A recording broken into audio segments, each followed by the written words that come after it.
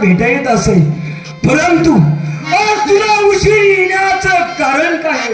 अहो महाराज, मला माफ करा महाराज. म्हणजेच अहो माझा नवरा आता मला न्यायला. म्हणजे रुपाली, तू मला धोका दिलास. अगं पाहिजे तेवढं लावतो तुला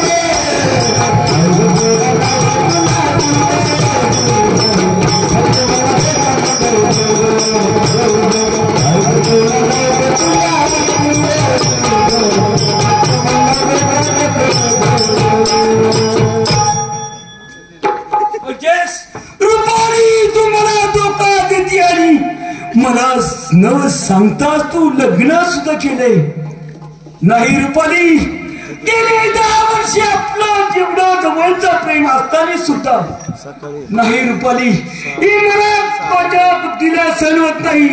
थांब, तुझा जर माझ्यावरती खरं प्रेम असेल तर ही तलवार घे आणि असताना तुझ्या नवऱ्याचा खून कर. आणि रुपाली, हीच असणारी तलवार मला रक्ताने दिसली पाहिजे. रुपाली, ही घे. अहो महाराज, मला माफ करा. माझं लहान असताना पाळण्याला वाशिंग बांधलं होतं. नवं लग्न झालं, मला माहित नव्हतं. रुपाली, तसं नाहीच.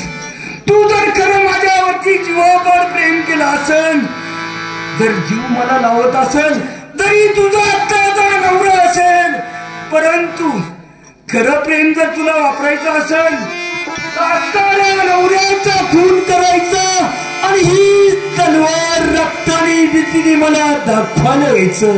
रुपाली,